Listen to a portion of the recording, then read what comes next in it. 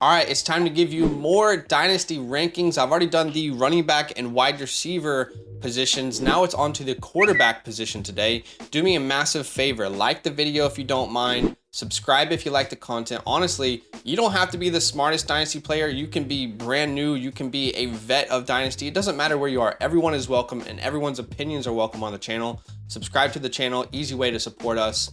And today I'm going to be showing you my quarterback rankings, top 24 from 24 to 1. And this is always an interesting topic, quarterbacks, because we talk about lifespan, contracts, situation around them, what they've proven, what they haven't. So why don't we start from the F tier all the way up to the S tier, starting with my 24th quarterback. And this might be a little bit too high for some of you guys out there. This is a player that I have brought as a buy low, a stash all year. I remember even in February when we started this channel of 2022, bringing him as a mustache player because I still like the talent and I'm not ready to give up on him. That is Jordan Love. He will be the first player, the end of this tier, if you will. My quarterback 24 might be a little too high for you guys, but still first round draft capital. When he was drafted out of Utah State, I mean, I remember the hype around this name. And for good reason. I really liked his tape. I saw what he could be in the NFL. I think he's had an incredible opportunity to learn behind one of the best quarterbacks ever. If it's not going to be in Green Bay, because I think they probably keep Aaron Rodgers, it makes sense for him to go somewhere else. So someone's going to get a starting quarterback and who has had a lot of knowledge, a lot of opportunity to learn under one of the greats. I'm not ready to give up on him. I like his game, and I think he could be a very successful fantasy quarterback as well with his dual threat ability. Next, a quarterback that has massively disappointed me this year. I thought for sure we could see a contract extension if he was to live up to the expectations. This team went all in. They are the most expensive team in the NFL, both on defense and offense. They went out and traded for Davante Adams, and Derek Carr has just not lived up to expectations at all. I have some real concerns around his long-term stay in Las Vegas, especially if that draft pick keeps getting higher and higher. The most likely scenario is that he stays as their quarterback and I potentially have him too low. That is the most likely scenario. But where do you go as a franchise right now? If you have a top 5 pick at the end of the year, do you really not go out and get one of these quarterbacks to try and grow with? Because right now, the thought was that everything was there. They just needed quarterback play, and that has not been there this year. It's not as if Derek Carr has been awful by any means, but he hasn't been a superstar. I mean, 20 touchdowns, 8 interceptions, and I think it's like the stats look good, but the thing with Derek Carr is it's always in those small moments where can you win us the game? Can you be the reason we win games? And that has not been the case this year, it just hasn't. So I'm not sure what his long-term situation will look like there. And another person where I'm unsure, but I love the talent, is Aaron Rodgers. I'll put Aaron Rodgers here right ahead of Derek Carr.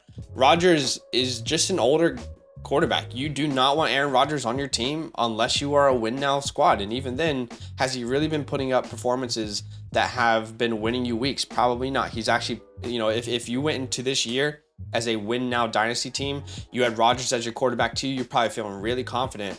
And it's not that he's been terrible, but he's not been anywhere near the same player that he's been for the past 2 to 3 years. So Aaron Rodgers, 39 years old, feels like every year, every interview he's in, he's thinking about retirement. Could it happen this year? Maybe. Could he play out this entire contract that he's on until, I believe, 2025? Also a very good possibility. So too many question marks. And with this F tier, this is like the question mark tier, massive question marks, potential starters, unsure. That's kind of how I feel about the players in this tier. Right after Aaron Rodgers, probably the biggest question mark in the NFL right now is Zach Wilson. No one on this team likes him. His wide receivers prefer Mike White. In fact, Garrett Wilson came out recently and said he would die for Mike White. So I think Mike White has a locker room. Now, granted, they did just lose their last game, but he played well. He put them in a good position. Do I think Mike White is the future? No. Am I sold that Zach Wilson is done in the NFL? No. He was the 2nd overall pick. He was actually a very good prospect. For as little as he's shown us, there's still that potential there that someone could unlock.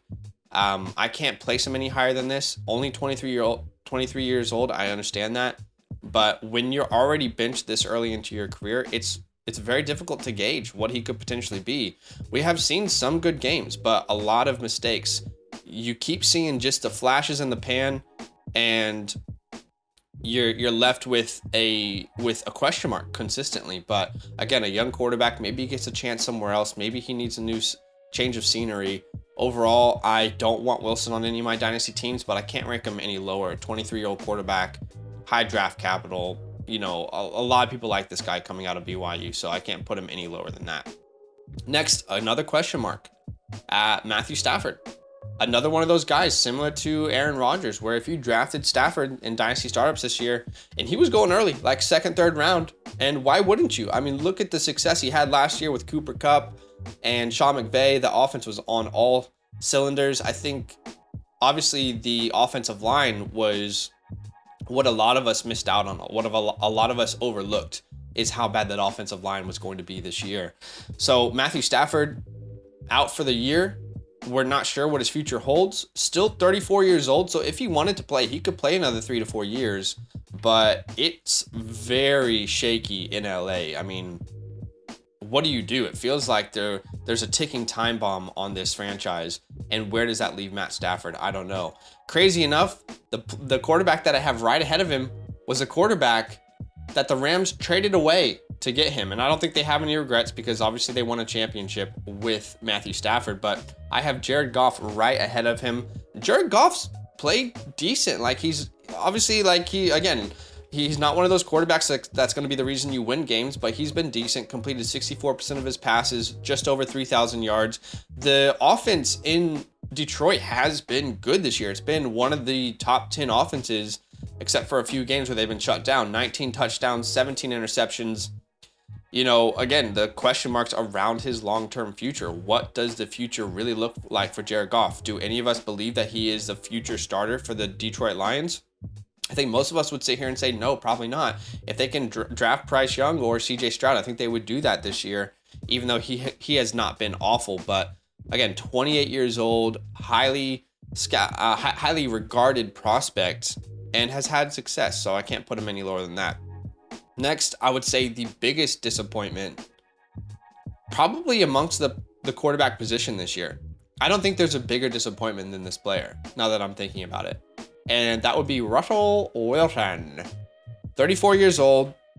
The only reason I don't have him lower than this is because he signed such a huge contract, and you cannot get out of that contract. You genuinely cannot. The cap hit, the dead money, like it's actually not possible for them to get out of that contract. Hackett will be fired, and hopefully Javonte will be back. Hopefully they continue to prove this team, you know, with later round draft capital. That's all we can really hope for with Russ. Again, we have seen proven production from Russ. We're talking multiple years as a top 5, top 10 quarterback. It's been really bad this year. I mean, each game we're like, maybe this is the game that it turns around. Only completing 60% of his passes. I'm pretty certain that's a career low. Only 8 touchdowns versus 5 interceptions. It's been really, really rough. And I think it's easy to blame it all on Russell Wilson. And maybe he is a sole problem. Probably is. Like, who the hell is this guy? Like, what is your personality? Who are you actually as a leader? But money talks, and I don't think he's going to be replaced this early. And maybe he can become like a Kirk Cousins in his career. Someone who, again, is not a superstar, but is able to find his way, find his role, and they can build a team around him potentially. Next, I know the New York fans are going to love this, but how about Danny Dimes? The Giants are not going to be in a position to replace Daniel Jones after this year. I feel like there is a 2 to 3 year contract incoming for Daniel Jones. Do Giants fans like that? I don't know. You guys let me know. If that's something that you would want for your team. But Daniel Jones on the year, completing 66% of his passes, 11 touchdowns, 4 interceptions. He also has 522 rushing yards and 4 touchdowns. Contract year, this could be, you know, a 2 to 3 year contract that we see for Daniel Jones to stay in New York. New coaching staff, everyone looks great. And to be fair to Daniel Jones, like, who has been the wide receiver he's grown with his entire career? It was supposed to be Kenny G, but Kenny G ended up being the biggest flop in free agency that we've seen in years. So to be fair to Daniel Jones, who has been the wide receiver that he's been able to grow around? Can the Giants make a splash move this offseason and do what the Eagles did for Jalen Hurts and grab an AJ Brown? Do what the Bills did for Josh Allen and grab a Stephon Diggs? You know, can they give him that impact wide receiver to allow his career to grow and blossom? I'm not saying Daniel Jones will ever be a top 12, top 10, top 5 quarterback, but still a young player, 25 years old. He is playing well. He's not costing his team wins. So I think there's a good chance that they could run it back with him. All right, next, probably the biggest surprise of the offseason, of the year. I mean, we talked about how bad Russell Wilson was, and I think it's even worse for Russ because of how good Geno Smith is currently playing. Geno Smith is playing at an incredible level right now. He is a quarterback 7 on the year, playing out of his mind, completing 72% of his passes. That's insane. 72% of his passes. That is the highest amongst starting quarterbacks. 22 touchdowns, 6 interceptions, 1 more touchdown on the ground. I mean, he has been a every week startable asset. And the reason he's not higher, because there could be some people out there who are like, how could you not have Geno Smith any higher than this? Well, he's still 32 years old. So what does he get? Like a 3-year deal? I have him ahead of Russ. I have him ahead of Jared Goff, Matt Stafford, Rodgers, Carr. I like his gameplay. Great weapons around him. I do believe he probably gets a 2 to 3 year contract extension. But what is it? What is the upside? Where is the end of the tunnel for this player? 32 years old, finally found a home that he likes, but he's not going to get like quarterback 1 money. He's going to get like bridge quarterback money, and I don't know what that will mean for him long term. And plus, they have a very high draft pick. I don't think that they will go quarterback, but there is a possibility. So again, a lot of question marks. Love his play. If he was 25 years old right now, he'd be much, much higher. And I know 32 is still young for a quarterback, but still, I still have question marks around what will happen. And maybe this is on me. Maybe I'm the one who's in the wrong here, just waiting for something to go wrong. Because it feels like every week I'm like, okay, is he going to collapse this week? And he keeps playing out of his mind. So maybe that's on me, but I just can't put him any higher than this. He's very difficult to evaluate right now. Probably the most difficult player to evaluate outside of one name that comes to mind. All right, next, a 34-year-old Kirk Cousins, playing pretty well. Playing better, I would say, in real life than in fantasy football. I think we can all agree on that. Quarterback 13 on the year, has had some up and down games. But when you got Justin Jefferson, Dalvin Cook, Adam Thielen, you just signed TJ Hawkinson. I mean, this team is ready to win right now with Kirk Cousins. And I anticipate him at least being the starter until he's about 36 years old. So he's like the perfect quarterback 2 on a win now team. And at the very beginning of this tier, how about Daddy Mac Jones? Some people might be upset that I have Mac Jones as high, but still a very young player, 24 years old. It's been up and down for Mac Jones. Quarterback 29 on the year, but keep in mind he was injured for about 3 games. 1 game he came back, and there was the Bailey Zappi season. I don't think Zappi is a threat long term. I think that was a fun story, but I think they're going to continue to build around the guy that they spent first round draft capital in, because I mean, you can say Zappi might play just as well as Mac Jones. Well, Zappi didn't cost them what Mac Jones did. I think they're going to continue to build around Mac Jones. He will be the future of this team. Will he ever win a Super Bowl? I don't think so. I don't think he's a Super Bowl winning quarterback. But it's like if I could get Kirk Cousins at the age of 24. I think I would take that. I would take a 24-year-old Kirk Cousins right here where I have him ranked. That's how I currently view him. Never going to be a top 5 guy ever in his career. Probably not going to be top 8, but will be top 12 for quite a few years. Doesn't have any rushing upside. So that's the end of the F tier. Again, a very interesting tier. A lot of question marks. I mean, you look at every single one of these quarterbacks, and you could say huge question marks around every single one of them. All right, on to the D tier, and I still think there are question marks about this player, but I personally have really enjoyed his growth this year. I think we've seen some big strides, and I think he deserves a little bit more credit for the steps that he's taken, and that is Kenny Pickett. I'll put Kenny Pickett right here in the D tier, and in fact, there are only 2 players in the D and the C tier. There's only 2 players in each of those tiers. So Kenny Pickett I have here, just drafted this year, has played decent, obviously still growing, still, learning the nuances of the game, but completing 65% of his passes, throwing a ton of interceptions, but is also doing it on the ground with 3 touchdowns. Very limited sample size, but I like the organization that he's in. There's a history of successful quarterbacks there. The offensive line is young. Hopefully they're going to continue to build around that offensive line. They will have a higher draft pick to do so. Weapons, I mean, what more could you ask for? You got George Pickens, who I think could be a superstar in the NFL. You have Deontay Johnson, a long-term deal. Pat Freiermuth, who should be considered a top 5 dynasty tight end right now. And you have a head coach who has a history of success. So I'm going to bet on the organization. I'm going to bet on Kenny Pickett long-term.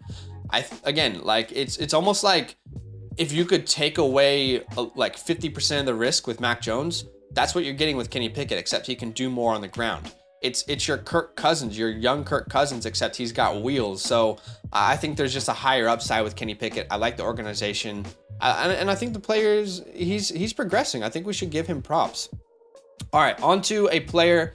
It hurts me to rank him this low, but I honestly do not know what to do with Trey Lance. You guys tell me. If you have been on this channel for, in the off season, Trey Lance was a player that I was in love with. I fully anticipated a breakout, and I still believe to this day that if he was able to stay healthy, we would be at minimum seeing a top 12 finish for him in fantasy football. The weapons that are around him, the offensive mind in Kyle Shanahan, the offensive line, Debo, George Kittle, who knows if they would have brought in CMC or not. But I still think there was enough around him. There was enough of a foundation for him to really begin something special with his career. A Jalen Hurts 2021 type of season. Maybe not as many fantasy points, but yeah, there's a lot of mistakes, but you can see the growth. You can see how you can win games with him. But unfortunately, no one on either side of the Trey Lance debate was able to really find out if they were right or wrong. And I'm not sure what will happen moving forward. There was talks about Jimmy G and this team potentially continuing after this year. That concerns me. Do I believe in Trey Lance, a player, his dual threat ability? Yes. But when you have this sort of injury and this significant of an injury this young into your career, it is concerning. And a lot of people will when it first happened, we're like, well, don't you remember what happened to Dak Prescott? He came back, he was fine. The difference there is that Dak Prescott was already established as not a superstar, but a star quarterback in the NFL, the franchise piece, the face of your franchise. He was already established as that. And while Dak was recovering, it was, we're waiting for Dak. That is not at all what's happening in San Francisco right now. It's, we're trading for CMC. We're going to try and win the Super Bowl this year. And if this team is in that mode, are they going to allow Trey Lance to develop after a significant injury? Are they going to allow him to take the steps he needs to make mistakes, to grow as a player, to struggle so he can succeed? I don't know if they're going to have that in their timeline. So I love the player. I still think he has the upside to be a top 5 fantasy quarterback, but I don't know if the patience is going to be there from the organization. And also, I was massively frustrated at the way they used Trey Lance. If they were using him like a fullback, it was so frustrating to watch those games and think to yourself, do they care about this guy at all? It feels like every play they're putting him in danger. And I understand like quarterback designs are a part of the game, but at the same time, it felt overboard to me. It felt weird. So as much as I love Trey Lance, I can't put him any higher, but still only 22 years old, young player. So much growth yet to come for this player, a guy who's determined. You know, as much as Zach Wilson has struggled, and it's really hard to say that Trey Lance has struggled because we haven't seen him very much at all.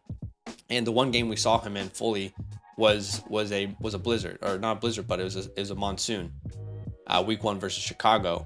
But the difference between him and Zach Wilson is you see the fire, you see the passion from Trey Lance to get better, to take coaching, to take on mentorship, and to try and improve as a player. We didn't see that from Zach Wilson. We saw, you're going to replace me? Well, no, I'm the 2nd overall pick. You know, that's at least the vibes I get. Sorry, I'm sure Zach Wilson's a great guy. So that's it for the D tier. On to my C tier. Players that I feel much more confident in. Honestly, I feel like from the C tier up, if you don't have one of these guys, you don't feel really great in Dynasty football right now with your quarterback position. You can agree to disagree, but I feel like from the C tier up, you at minimum want at least one of these players. So Dak Prescott is at the end of the C tier for me. Dak Prescott, I mean, we know who Dak Prescott is. Is he ever going to be a quarterback 1 on the year? No, probably not. We've seen that kind of season from him before, but ever since that surgery, he's not been a different player, but he's certainly not been the mobile player that he was before that injury. They don't put him in harm's way like that anymore. But completing almost 68% of his passes, 13 touchdowns, has thrown a lot of interceptions, and has made a lot of bad decisions, but has a long-term contract there on a good offense, weapons for days all around him. He's like, you feel good if you have Dak Prescott on your team. He's only 29 years old, plenty of game left. So I feel like Dak Prescott is one of those guys where it's like, how do you evaluate him? You don't want to give more than a first, but if you have him, you don't want to sell him for just a first. He's like on that edge for me. And then at the beginning of this tier, I have Trevor Lawrence. There were certain players that we were very heavy on, and me specifically, were very heavy on believing this offseason. Trevor Lawrence was one of those. Trey Lance was one of those, and we have a couple more to come. But Trevor Lawrence, I personally have liked the season that we've seen from Trevor Lawrence. Still taking steps, still making strides, and unfortunately, like I say, it's the microwave generation that we currently live in. Everyone has to be Justin Herbert right as they're a rookie. The first game they play, they need to be Justin Herbert. If I see the quarterback struggle as a rookie, nope, he's not him. Can we stop using the word him, by the way? It's like, if the quarterback needs time to develop in the NFL, which is a completely different speed, the week is different for them, practices are different for them, what you do in the locker room is different, taking on a franchise, being the face of the franchise. I mean, I don't think it's natural for someone to come in and be Justin Herbert and be a superstar from day one. It is almost normal. We should start to normalize young quarterbacks making mistakes and allowing them to develop, because it's not historically been that way. Look at all the greats. Peyton Manning. Go look at Peyton Manning's first 2 years and his stats and tell me that after 2 years that you would have thought he would have been one of the greatest quarterbacks of all time. I still believe in Trevor Lawrence. I still like him as a prospect. And I think he's made some really big strides. We should be talking more about Trevor Lawrence. He is being massively undervalued, underappreciated. This year, 65% of his passes completed, almost 3,000 yards, 17 touchdowns, and 6 interceptions. That is incredible growth from what we saw last year. He also has 3 touchdowns on the ground. And as much as people made fun of the Jags for bringing in Christian Kirk, it is exactly the piece that Trevor Lawrence needed to take the next step. They brought in Brandon Sheriff, so their offensive line was a little bit better. Travis Etienne was always going to be a superstar in my eyes. You got Christian Kirk, who plays well in the slot. Calvin Ridley's coming to this team next year, and Calvin Ridley will be able to operate on the outside, and that leaves Christian Kirk to play the slot, which is where he's best. Maybe they draft a Quentin Johnson, who knows? But this team, and something that I really appreciate about them, which we didn't see for every other second-year quarterback this year, is building around Trevor Lawrence. They're going all in on Trevor Lawrence, building around him, giving him a legit head coach, allowing him to develop, giving him time, giving him superstars, giving him time in the pocket. And you are seeing the development from a young, very athletic, very promising prospect. I still believe that Trevor Lawrence can be one of the best quarterbacks in the NFL. I still believe that is on the cards for him as his team grows with him and as he grows as a prospect. All right, we are going on to the B tier. I just want to make sure I got time here. We're going on to the B tier here, and this is where things get a little bit interesting. I think most people will have some different variation from B to A here. I don't think anyone's going to have the same list, but this is how I currently view it. All right, so at the end of this B tier, and some people could have him at the beginning. Again, this is a very fluid list, but I'll have Tua Tagovailoa. Again, another player that I was a huge buy on all offseason. You can go check our buy or sell videos. Tua was always one of those players who was super accurate, but just couldn't stay healthy. He had all the tools to be the next Drew Brees, but could not stay healthy. You bring in Mike McDaniels. Someone said Mike Shanahan. Imagine combining them both. You bring in Mike McDaniels, and this offense, this team, the identity of this team completely changes. You bring in Tyreek Hill. So now for Tua, on any single game, he has a 50-point upside. Tyreek Hill's only 28 years old, so he's going to get older. But you still have Jalen Waddle, and I think they're going to draft a superstar running back. The offense is built around Tua, and the belief that Mike McDaniels has in Tua is incredible. I don't know if you guys know this, but there was some report I was watching, or that I read recently, where Mike McDaniels, there was a report that came out that said when he first met Tua, before he met with him, he looked at Tua's tape and he combined a compilation of 200 plays that he loved about Tua. So the first time he met him, he was talking to him. He's like, hey, we're going to do big things. And then he shows him this compilation. Let me show you the things that you are great at and how we're going to build around you. And that's just incredible. When you have the combination of player, coach, and then weapons all around, I mean, there is a huge floor here for success, let alone a massive ceiling as well. Only 24 years old. Again, the first round draft capital, team invested in him. He's clearly the answer moving forward, in my opinion.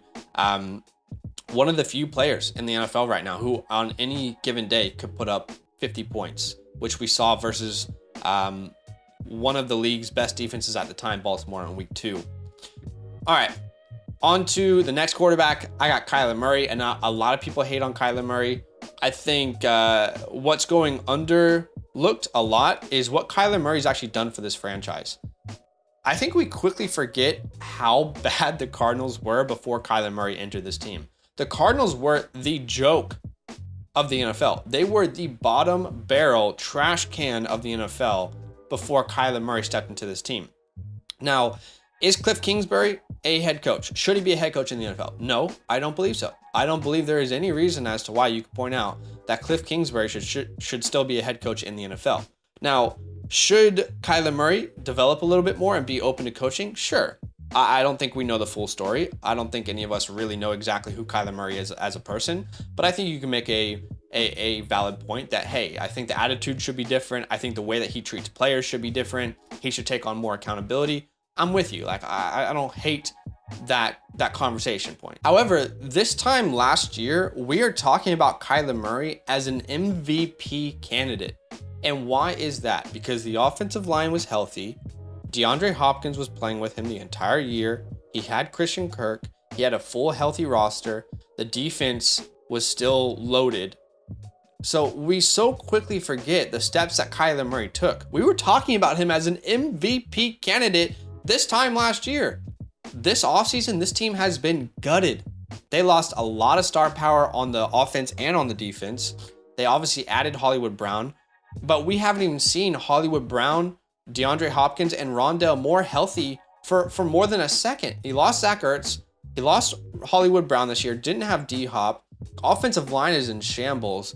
I still believe in Kyler Murray, the talent. There are few people in the NFL who can do what Kyler Murray can do. And he is one of those quarterbacks who, in a year, he can be the quarterback one. With what he does with his legs, with how he improvises, if the team can stay healthy, he is still one of those players who can be the quarterback one. I am desperately hoping that they build around this offensive line because it needs major upgrades. But I still like Kyler Murray. I'm not going to be a hater on Kyler Murray. He's played pretty well so far. On the year, he's completing 66% of his passes, 14 touchdowns, 7 interceptions, also 3 touchdowns on the ground, as well as 415 rushing yards. So not a bad year from him. Obviously, we expect more, but has a long-term contract. I'm still going to ride with Kyler Murray as one of those elite fantasy options moving forward each and every year. All right, next, a player that both myself and Badaki, my co-host, have been advocating for all offseason, and we've taken some heat for advocating for this player, but you're finally seeing him being able to be himself. I feel like his first year, there was a lot of restrictions on what they were allowing him to be. And I think halfway through the season, they were like, you know what? Why don't we just let Justin Fields be Justin Fields? And you can easily see how Justin Fields can be built around in this offense. And to those people out there who are hating on Justin Fields because he is just rushing a lot every single game, don't forget what he was as a prospect. Justin Fields has been incredible as a running quarterback this year, but we are just at the beginning of what he could become. he was an incredible thrower at Ohio State when he had all of the weapons around him. He currently had only Darnell Mooney as his best weapon this year. Now Darnell Mooney's injured, but it feels like this team is going to go full force into building around Justin Fields this offseason. We're talking about a player who threw over 40 touchdowns in 1 year in college, has an incredible arm, can make any NFL throw, was really accurate in college, and I think he's going to continue to grow as a passer in the NFL. Yes, he probably is right now the best rushing quarterback in the NFL, but he can also develop into being a top 10 passer in the NFL. In fact, I know he had a pretty bad game, or made a lot of mistakes rather, versus the Packers here, but he was PFF's highest graded passer. He completed 20 of 25 passes through 254 yards. No Darnell Mooney. Chase Claypool making mistakes almost every single play. So I still think Justin Fields can be a franchise quarterback. He has the upside to be a top 3 quarterback in the NFL. He can be one of the guys every single week that people are absolutely scared to face. So I like Justin Fields. I'm always going to be in his corner. And if they start to build around him, first off, they shouldn't have sent a second for Claypool.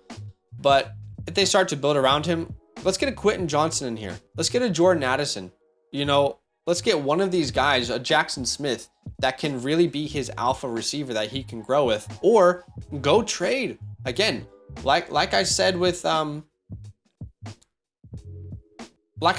Jones. I was trying to remember who I said it with.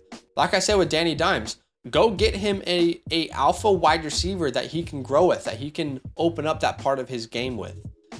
I love Justin Fields, and I am all in on him, as we have been all off season.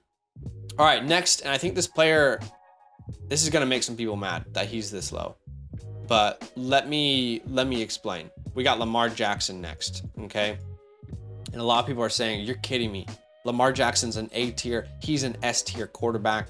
Well, I feel as if we might be reliving the 2019 season over and over and over in our heads.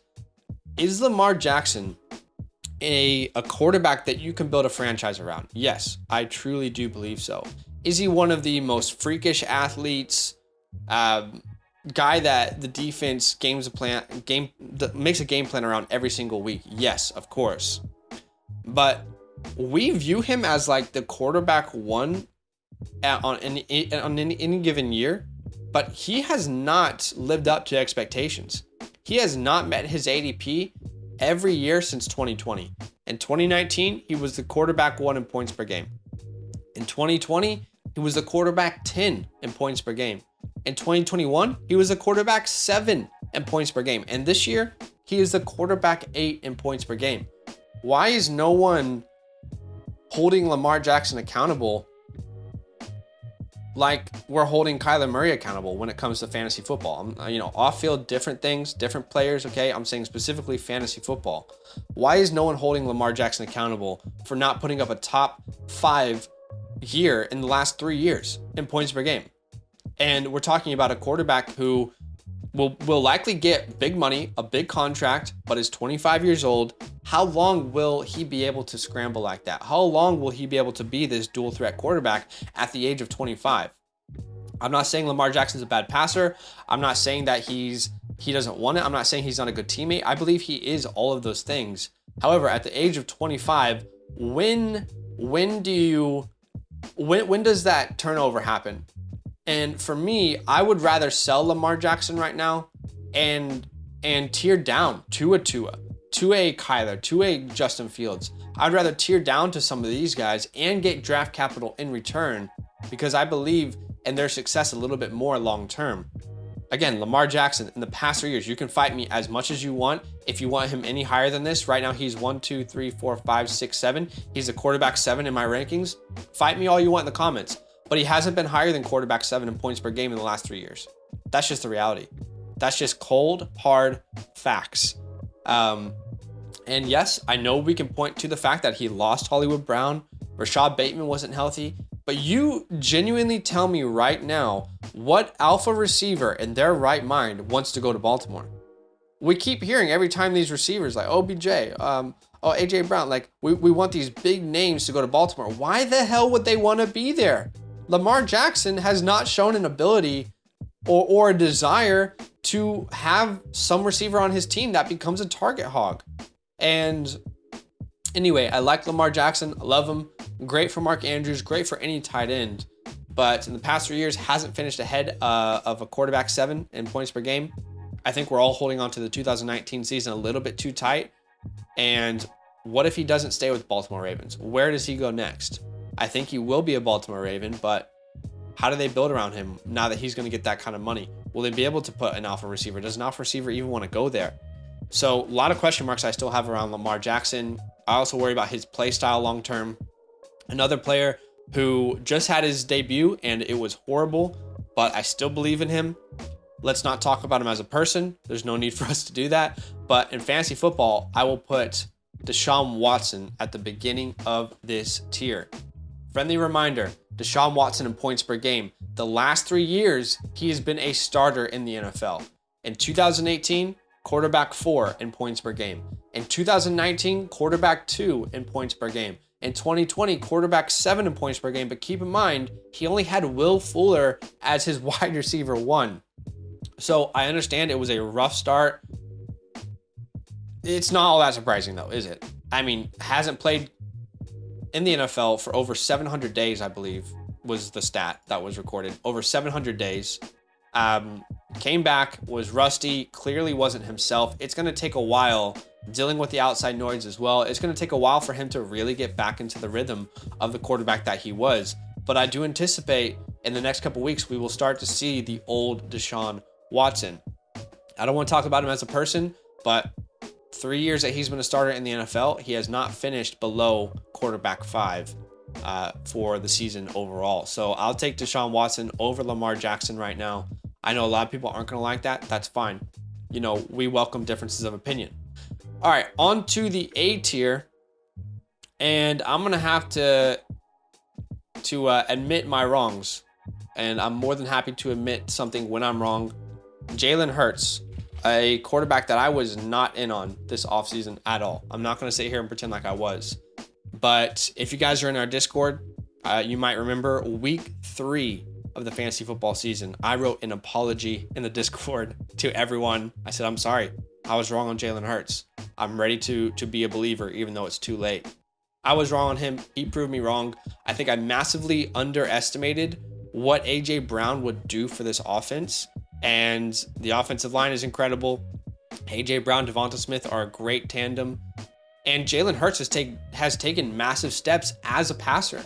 That was my real concern. Like, could he develop as a passer? And obviously, I was a little bit too hard on him. But this year, completing 68% of his passes, 20 touchdowns, only 3 interceptions. Massive strides from Jalen Hurts. And we have to put some respect on his name. I now don't see a scenario in which Jalen Hurts gets replaced in Philly. He is obviously the long-term answer there. And also an incredible fantasy option right now. Some people might have him even higher. But next, I have Joe Burrow. Joe Burrow, 25 years old, quarterback 4 on the year, has been playing out of his mind the past, really since about week 6. I mean, he's been great all year, if we're honest, but Joe Burrow has been incredible. Quarterback 4 on the year. Some people might actually have Joe Burrow ahead of Justin Herbert, but I guess just spill the beans. I have Justin Herbert 1 spot ahead. And to be honest, like I don't think it's crazy for people to have Joe Burrow ahead of Herbert. If you were to say, well, what sort of weapons do you want to grow with? Do you want to grow with Jamar Chase, T. Higgins, or do you want to grow with Keenan Allen and Mike Williams? And to be honest, I think there's a really good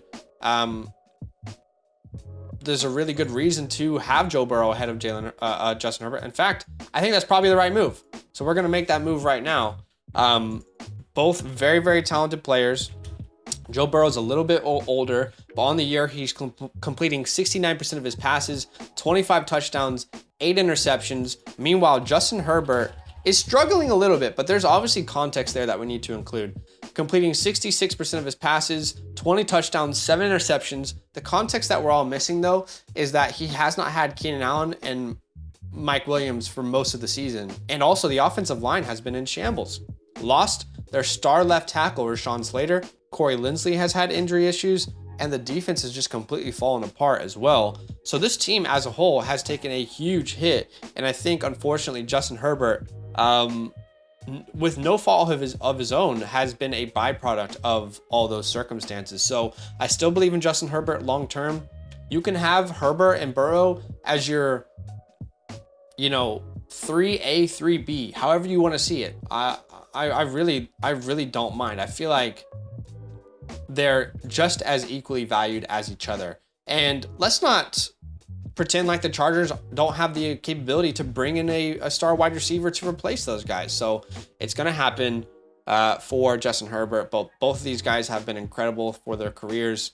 We're seeing Joe Burrow not only break out, because he did that last year, but become like a top 5 guy right now. All right, on to the S tier. So who is my quarterback 1? Look, if you have either of these top 2 guys, then you should feel like an absolute champion right now in Dynasty football, because you've got one hell of a quarterback leading your Dynasty group. But just like I said with Joe Burrow and Justin Herbert, pick your flavor. Like, tell me who you prefer here. For me, my quarterback 1, really since I believe 2018, 2019, my quarterback 1 in Dynasty football has been Patrick Mahomes. And you can go check every Dynasty startup. You can go check every Dynasty draft, mock draft that we've done throughout the entire offseason before this year. Patrick Mahomes has been my quarterback 1, again, since 2018. I have not seen any reason to move him down. People's main arguments this offseason, well, he lost Tyreek Hill. Okay, that's fine, but Patrick Mahomes is still Patrick Mahomes. He is still the best quarterback I have ever seen play football. I think he's going to be able to figure it out. And this year, he's been absolutely fantastic. Quarterback 1 on the year, 30 touchdowns, 8 interceptions, adding 2 touchdowns on the ground as well. Then you got Josh Allen as my quarterback 2. Again, pick your flavor. Like, who do you want here? I don't think age should really be any sort of conversation. They're 1 year apart. Josh Allen, you might have more concerns actually about Josh Allen's injury concerns with how he rushes the ball. And that's where he becomes an elite fantasy asset, is what he does on the ground as well. Now, he's still an incredible passer, but that dual threat ability is what makes him this like unreal, absolute freaking superstar in the NFL. Whereas Pat Mahomes is more of your improviser rather than kind of rushing the ball. But yeah, pick your flavor with these 2 guys. Pat Mahomes is my 1. He will be my 1 for a while. Now, could I be biased because I'm a Chiefs fan? Maybe. But again, I love Josh Allen. I've been having these conversations all offseason. Pat Mahomes has been my 1. People have taken Herbert over Mahomes. I've thought it's been a mistake. But when I think about their play styles and injury concerns as well, I think Pat Mahomes long term gives me more calm, gives me more assurance. So I'll take Pat Mahomes as my 1. But those are my top 24 Dynasty quarterback rankings. Gave you reasons as to why I felt about each individual player. Do me a massive favor, drop a like on the video. It means so much. Easy way to support. Subscribe as well if you like this content. Again, you don't have to be the most knowledgeable Dynasty player. You can be the most knowledgeable player. You can drop your opinions in the chat. All people are welcome here on this channel. But if you got to the very end of the video, I keep asking these specific questions, and I want to know, outside of football, what is your favorite sport? That's all I want to know. Outside of football, what is the sport that you spend the most time watching? I know there's a big baseball community out there. Obviously, NBA is massive. Could say football. I'm not going to call it soccer because it's football. But let me know in the comments below. See you guys in a future video. All love. See you soon. Yo, what's good? Thanks for watching. We got a lot more videos. A lot more. If you want more videos, watch it. You can also subscribe right now if you want to. You need to. And lastly, don't forget that you can sign up to support the show and get exclusive content by going to patreon.com/FantasyLand fam.